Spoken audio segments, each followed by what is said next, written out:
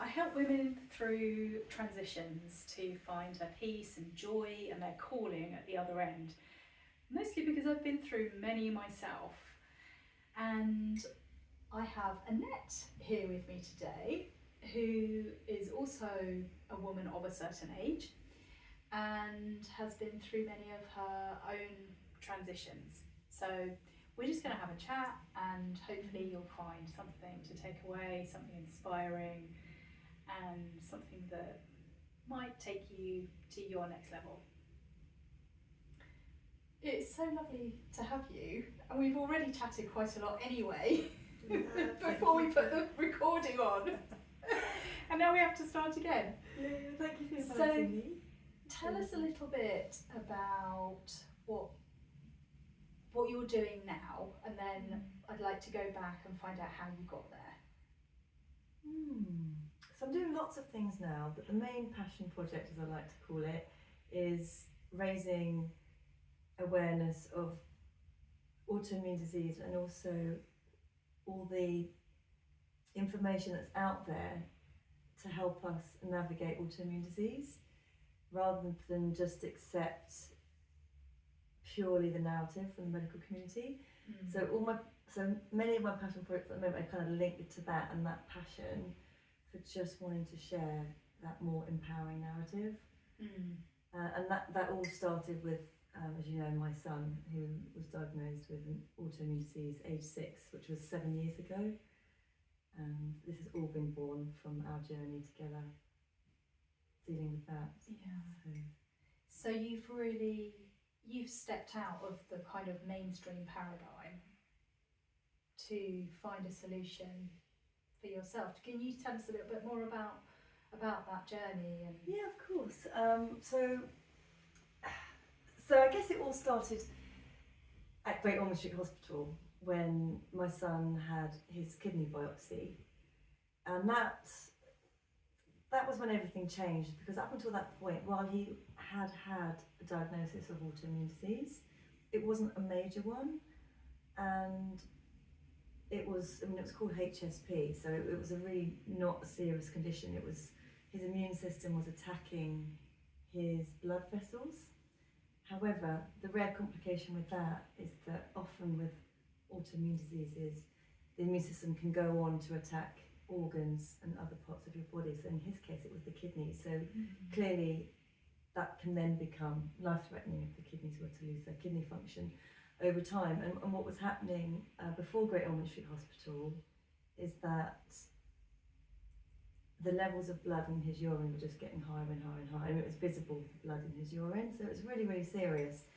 But there's a point for something like 85% of anyone with HSP, it self-resolves, and then only 15% go on to have this kidney complication.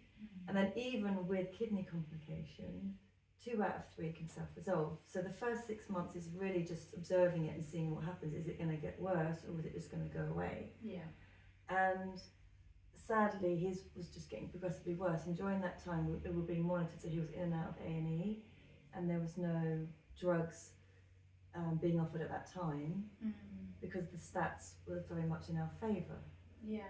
But sadly, he fell into the sort of 5% that get hospitalised and then go on to have, the prognosis then is pretty much chronic kidney disease and potential lifelong medication. So your son was 6. So he was 6. And going through this, and how did you feel? So I'll be honest, when he was first diagnosed, I was kind of just a little bit in denial, because I kind of thought, I'd heard the word autoimmune, and I knew that it meant that the immune system was attacking body, and I knew there were some serious autoimmune diseases out there, but I couldn't really take it in. I just felt, well, he's young, he's healthy. I thought I knew about how to raise healthy children and how to look after my health, so I was just very much my usual positive, everything's always going to work out, and I have an innate trust in the body's innate ability to heal, so I was drawing on that, and that got me through the 6 months where actually everything was just getting worse. But I honestly thought, for some reason, and this was misplaced optimism, that when we had the biopsy results, I don't know what, I was literally expecting the consultant to say, oh, nothing to see here. no drugs needed, even though the path that he was on was clearly going in the opposite direction. So that was a real bombshell for me, and because he hadn't taken any drugs, and I have a really emotional response to taking any kind of meds. I'm the person that's never takes a headache tablet, and I've been that way throughout my life. So I have it was really challenging to go from no meds his whole life and having been a healthy child to the biopsy results are showing irreversible damage on his kidneys.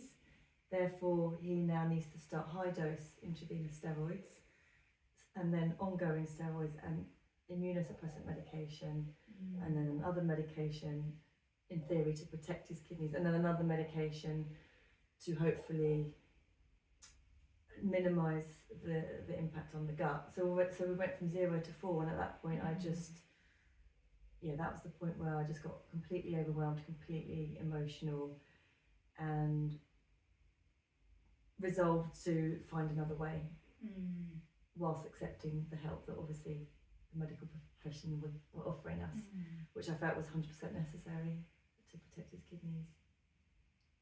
So it was a real, I was so conflicted because obviously I wanted the help, but I just deep down knew there had to be another way. I just had no idea what it was. So did you feel, obviously you had these feelings about drugs, felt really uncomfortable about the drugs, and somehow you knew inside that there was something else. How did you find the strength to step outside of that medical paradigm, to go against what the medical profession is telling you and just do it your way? Yeah, that's a great question. It was actually there was something driving me that I can't really explain. There was just this knowing that there was another way, and as I said, I didn't know what it was. I think what got me through, I guess I'm quite determined, and I was asking questions that weren't being answered. So I was asking questions like, why can't I see someone who's an expert in the immune system? I said, why am I seeing a nephrologist, which is a kidney doctor? And when they explained to me, well, almost kind of like it's obvious, you see who, the person that's an expert in the body part that's being attacked. But I that made no sense to me because there was nothing wrong with his actual kidneys. And at this time, his kidney function was fine. So all of this medication was designed to protect his kidneys from losing function because of the immune system mounting an attack. But that made no sense. So I had this conviction. I guess conviction would be the number one thing that helped me keep going. Because I also have always believed that food and diet affect, they say we are what we eat, but we are what we absorb from what we eat. And so to me, that's just kind of common sense. But when I asked the question, what can I do with his diet? Because I felt like there must be more I can do. And I was told, and I quote, because the consultant said to me, diet plays no role in your son's condition. Those were his exact words. And now, obviously, 7 years on, I now understand why he's saying that, and it's because he hasn't seen the studies or has any interest or inclination to go down that route, and that's fine. Except I would have loved it if the consultant had just said, well, that's not my area, that's not what I know about. Because I know that will stop a lot of other people from exploring diet, for example, because of one of many things and paths that we explored for my son. So just having that conviction and that belief's also seriously important. I didn't actually believe what was being told. I didn't believe that we were looking at, we were being told that he would be seen for the rest of his life, and we were looking at potential lifelong medication. I just didn't believe that was going to be my son's journey. And a part of that was not being able to hear it, I'm going to be honest. In those days, I wouldn't say that I was cool or calm in a crisis in those days. So there was a lot of anxiety, a lot of overwhelm, and what followed was insomnia, just really debilitating insomnia, just driven by my desire to discover really what I just was missing, and to find someone that I could ask questions and just receive answers, actually. So it sounds as though, like, you have that knowing in yourself. But then the next step in that is that you actually trusted your knowing. You trusted it, and you listened to it, and you started to take a very different path. So, like, what do you think it is in you that was able to trust that voice that, like, honestly, sometimes it's so quiet, isn't it? Yeah, I mean, in this case, It gets louder, I think, yeah. as you start to listen more. What is it? What do you think it was that made you so able to trust that voice? Well, I am someone who only really in the last 5-6 years has really learnt to trust my intuition, and that's been a journey in itself, which we could talk about for hours. So I 100% knew that there was another way. Yeah. I had no idea where to start, so I think I started by looking up on the internet.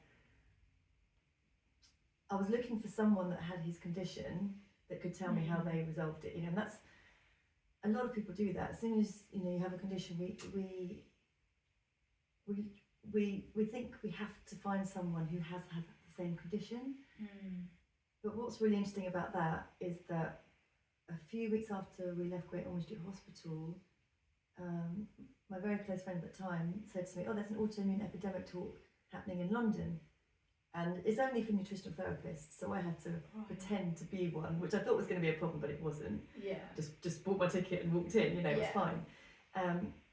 But something that I really took away was when this microbiologist got up and just shared that it doesn't matter what autoimmune disease you have, what underpins all of them is inflammation.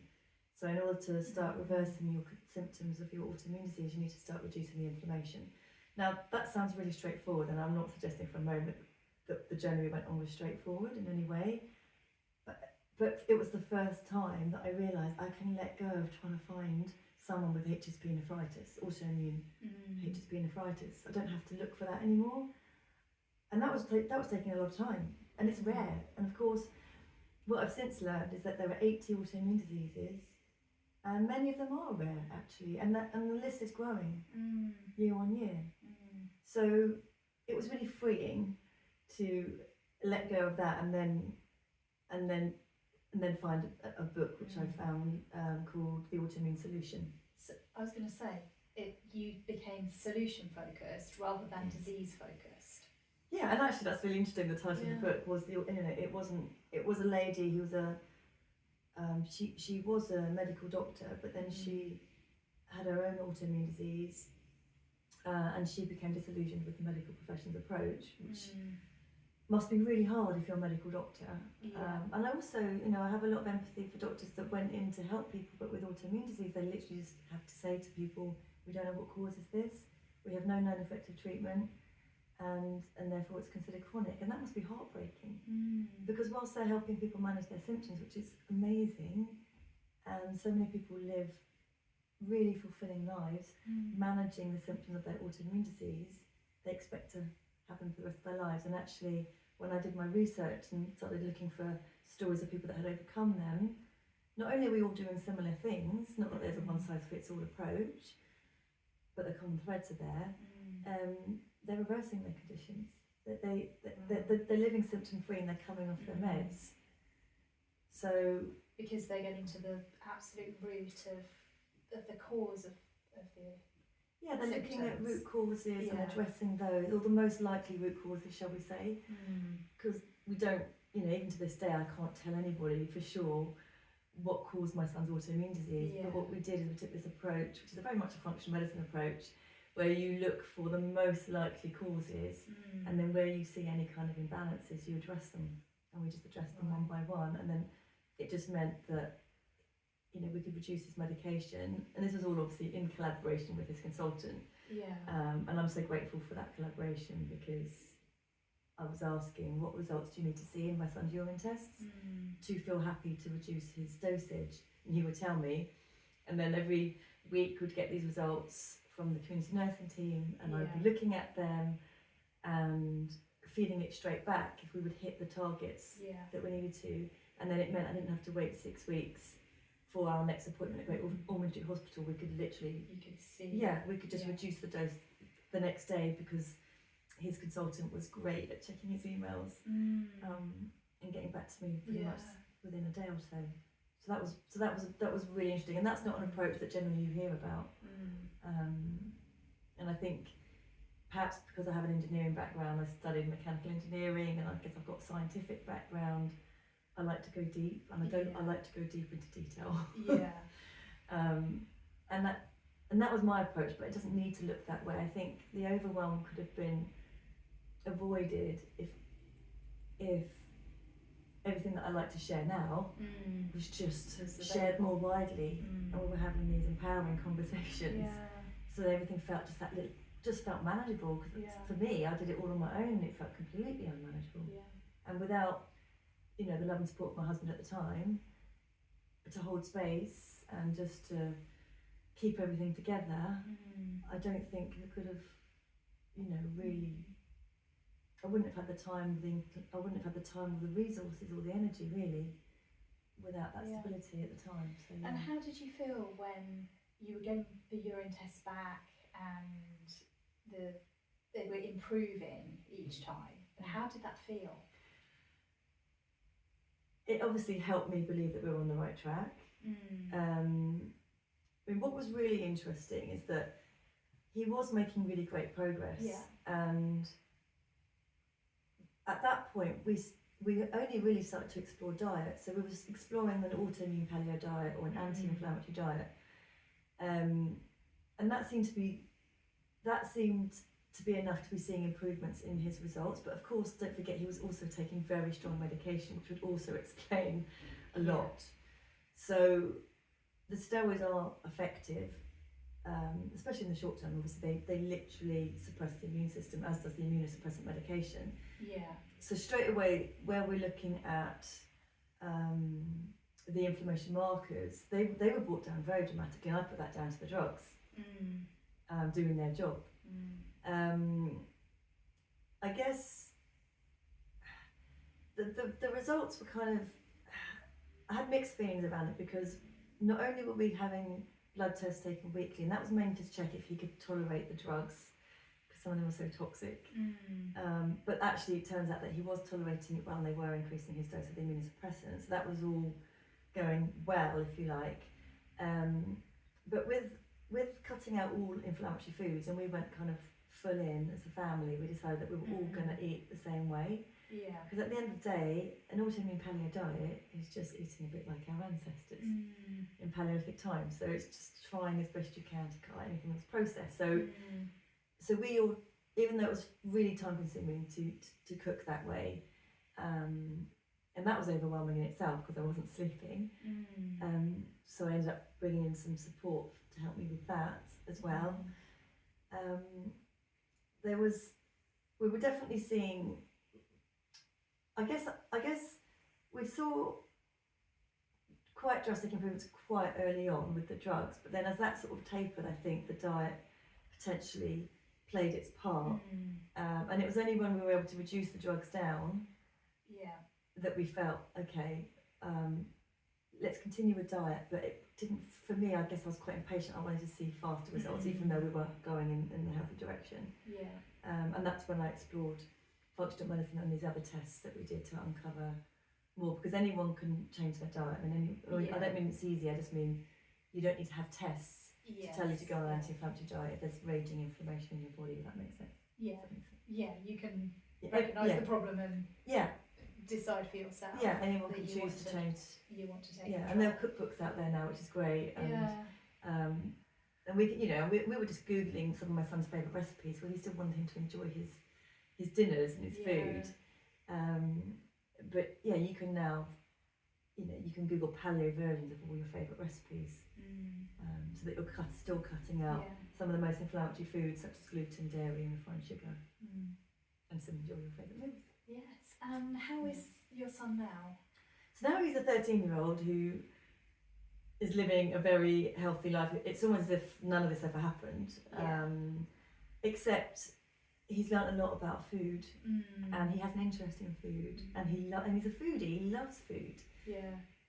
But he now has that freedom and the flexibility to go out with his friends and eat loads of crap, or go eat party food, or eat sweets and chewing gum and all the things that he wants, but he knows, he's learned about what is healthy and what isn't, and he makes, in the main, the least bad choices when he's out with his friends, or he's buying a meal deal, which is what teenagers are obsessed with doing when they're out.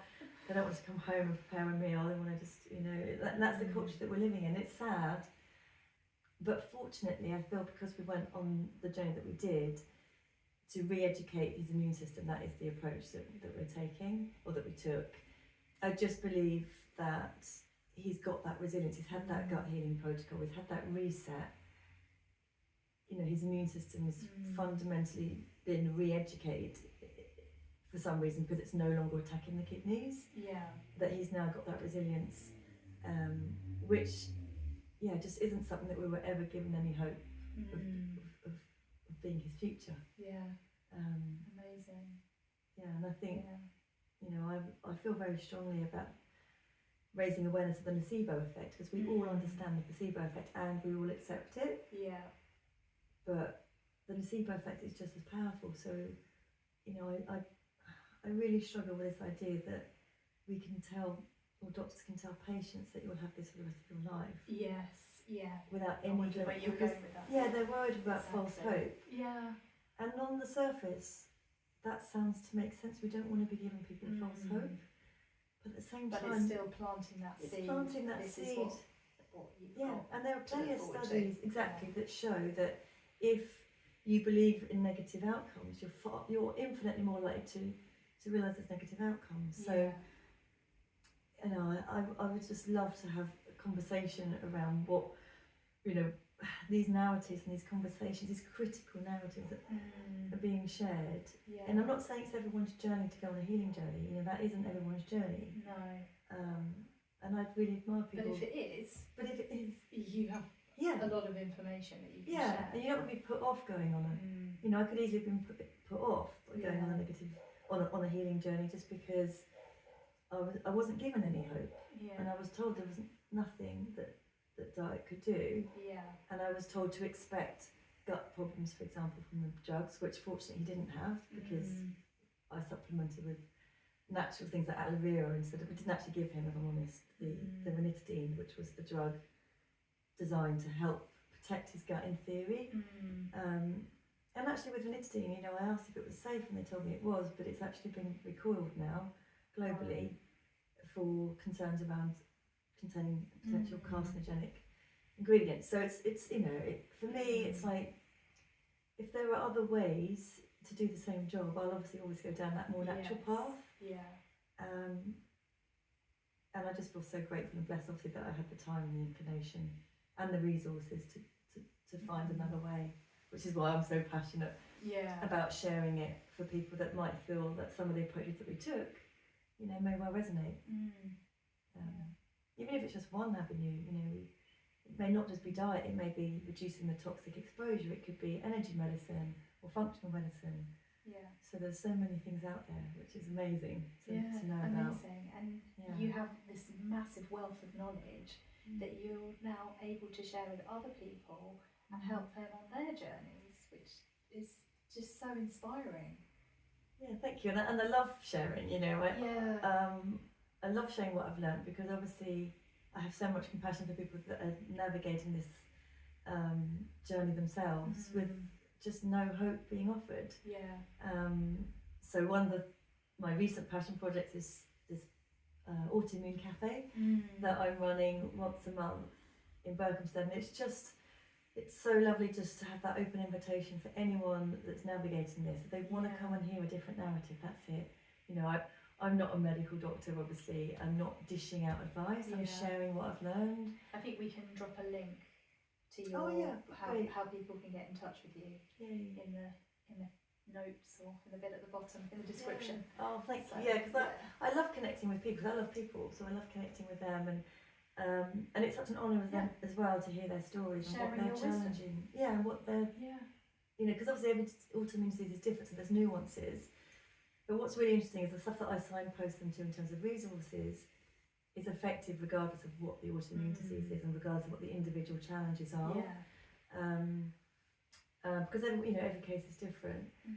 And also because I was so passionate every step of the way with everything I was learning, because I personally found it really interesting and exciting and empowering. Yes. I've had 7 years of practice of talking to people about this as Yeah. well. So now I just feel like I want to formalise it into an offering, as Mm. opposed to, because in the early days, I'll be honest, I was forcing myself on people Right. that didn't want to okay. hear it, Okay. that, Yeah. that weren't Yeah. on the same journey, and Yeah. that's not Yeah. okay. You need to find your people. Yeah. Yeah. Yeah. So now it's great. I can offer things, and then people come to me if they're Yeah. interested to hear a different narrative, and that's working so much better. Yeah. But you know, we all have to make mistakes to learn from Yeah, them. it's so. all a journey and it never Yeah. ends. You Yeah. know, Yeah. I just wrote a piece today and it is saying exactly that.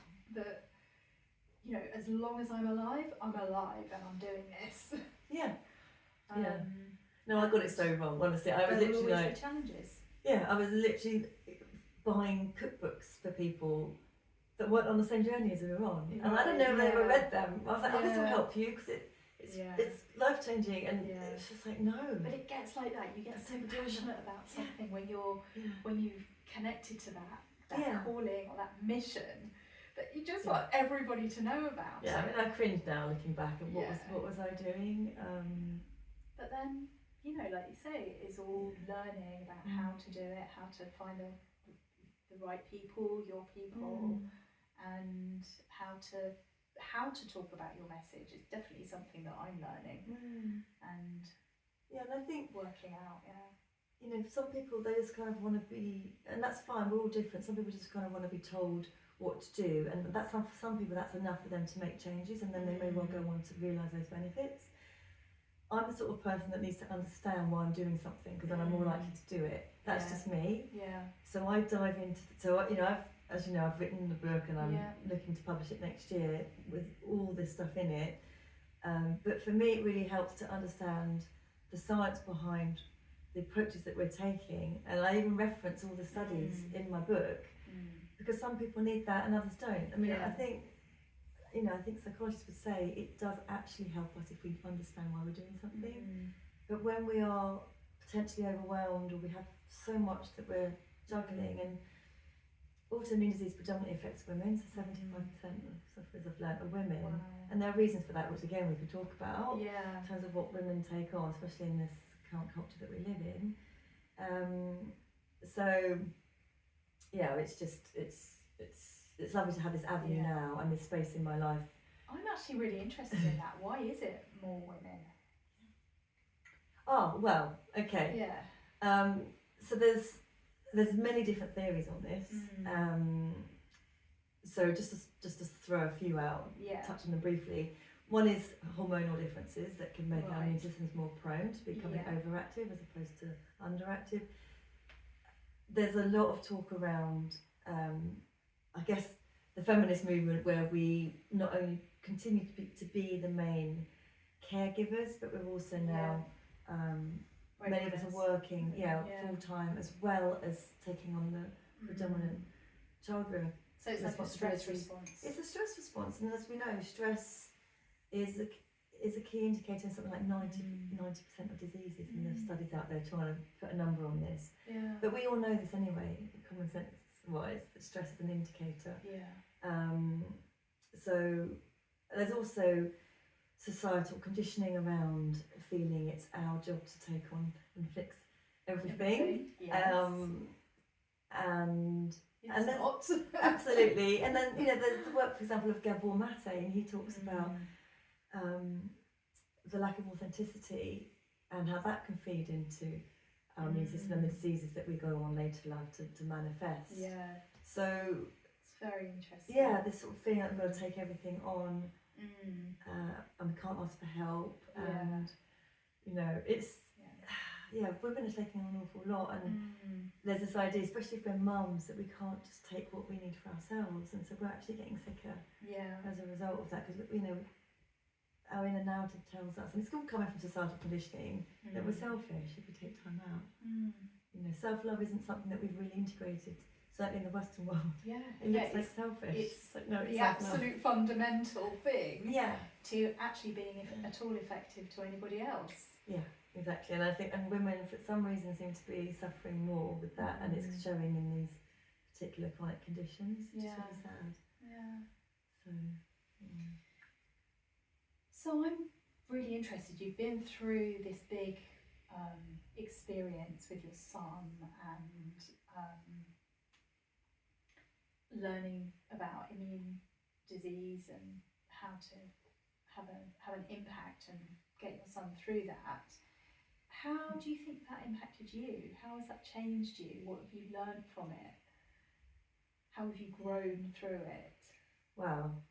Well, the first answer that came to mind when you said how's it impacted me is I honestly believe, given the autoimmune disease that's rife in my family, and this is often the case, you know, we know there's a genetic predisposition, and the narrative is often that, oh, you've got it because of your genes, and you know, I honestly feel that I probably would have been heading towards autoimmunity if I hadn't been on this journey with my son, and I only realised that with hindsight. So I've been blessed with good health. Sadly, both my parents suffered with autoimmune disease, and my mum suffered with one that was potentially life-threatening. It was horrible. It was a horrible rare one, Pemphigus vulgaris, and she was on really strong steroids for 10 years. And as she tells it, more than would have been enough to kill her, actually. So it was really hard bringing up 3 children when you're both suffering. And of course, it then affects your mental health. And my brothers have both suffered with diseases, if you like, that are on the autoimmune spectrum, which are ones that predispose you to autoimmunity later in life. So then when my son got diagnosed, I kind of felt, oh my goodness, I've actually been having some inflammatory symptoms in my 30s, 40s, which I dismissed, which I think unchecked and without having changed my diet and lifestyle, because for my son, I realised that I think maybe I would also have gone down that route myself. Certainly the stats were looking that way. So that's probably the biggest impact on me and in my health. But of course, you know, on a personal growth journey, the resilience, the courage I've had to learn to just share my beliefs, but also just have that awareness that actually these are just my beliefs as well. You know, I'm not saying that. You know, I don't believe that if everyone did what we did, their journey outcome would be the same. I'm not saying that, because I can't say that. All I'm saying is that I believe in the latest science and what the microbiologists are teaching us. That's not even new science. That's been out 20 years, and maybe it'll be another 10 years before it becomes more integrated, if you like, into mainstream. I want to say medicine, but more likely just mainstream approaches, because terms that we're using now, we understand. Most people have heard of the term leaky gut now. Most people have heard of the microbiome, and this wasn't the case even 7 years ago. So we're all really going, you know, it's becoming more mainstream. It is becoming more mainstream, and yet it's still shocking to me how many people come to me and they haven't still heard about, you know, the importance of gut health. And they're suffering, and they're trying to be creative to try and cope. But you know, I was with someone yesterday, and she hadn't heard of leaky gut and hadn't heard of a gut healing protocol, and is just about to start the steroids, and it was very much like where I was, just really feeling, oh, I really don't want to be taking these drugs, but I have no choice. And you know, and that's how we felt with my son. We felt we had no choice, and I have no regrets, because I think they did what they needed to. I'm also interested in, you didn't just go through that transition period with your son where you kind of found this new calling, but can you talk about the other transitions, because you've transitioned through your work, your marriage. Can you talk a little bit about that? And how kind of all those changes, do you think that was everything coming about through menopause, or what do you think? Why do you think there are like so many changes at this stage of life? Okay, so I think menopause, the menopausal journey certainly has come in the last 3 or 4 years. But I would say, talking about transitions, the very first transition, which a lot of people ask me, because they know how I used to be, so they know that I used to be in the corporate world, and I may have looked confident on the outside, but looking back I realise now I didn't have that inner or high self-esteem. I just didn't look like that to everyone else. So when I get asked, you know, how did you change, for example, from being corporate and being very left brain side heavy to now accessing my creativity, which I do now with music and you know very different. Yeah, very different, like poetry or songs or whatever that I'm writing. So it all started when I was 42. So I'd say not even perimenopausal, and that was just when memories started to surface for me from my childhood, which I couldn't cope with. I felt, and I think it's very common as well when your children get to that age where you experience problems as a child, these memories come up. And I think that's true of many people. And as children, as we all know, we learn to cope, and I can now honour those coping mechanisms that got me my job and my marriage and all these beautiful things in my life. But I got to 42 and those coping strategies and those stories and those narratives, like I've had an idyllic upbringing was one of them, weren't actually true. And yes, of course, you know, there were beautiful aspects to everyone's upbringing, but I hadn't dealt with stuff. Not everyone's, but well, I guess, I think we all have. I think as adults, we've all brought stuff through from our childhood that we haven't processed. And I was forced to face them. Because it's not safe for you to process as a child. So you hang on to it, lock it all away until you're ready. So and I think you have to be in a stage in your life as well where you are in a safe place to explore. And luckily I was in a very stable, you know, loving family relationship. So clearly, you know, this was the time for everything to come up, and I was able to process that stuff. And that was the very first big transition. And then did you get any help? So I went down the traditional route of talking therapy, which was my first therapy, age 42, which was life-changing. And then I think I very slowly just went on you know, more of a spiritual journey, and that was profoundly powerful. And that led to all sorts of experiences that led me to challenge my beliefs around why we're even here and what you know, what it is to be alive, and the big questions. And all the unseen, you know. And then but because I also have a scientific background, I'm very interested in bridging the gap between science and spirituality and how they can actually coexist without, you know, they're not mutually exclusive. And I love anyone that wants to bridge that gap with whether it be quantum or whatever we're talking about to help understand make sense without help to understand without really knowing anything for sure. So that's been a profound journey, and I think connecting with my menstrual cycle, which I learnt through menstrual cycle awareness through the Wild Power book, and there's now a sequel called Wise Power. That's been profound. So those have really influenced my narrative around how our bodies change. You know, I very much see, as I know you do as well, this transition into this different phase of our life as being a really beautiful, powerful transition. And I really went into menopause already with that strong foundation. This is going to be challenging, the sleep deprivation is brutal, and the hormonal changes and the effects on our body it's hard. And yet I went into it with a very positive mindset. It's like, this isn't a disease. For me, as you know, I didn't want to have any kind of medical intervention with the symptoms, and I just gave myself the time and the rest to feel into it all and process it all. Go all the way through.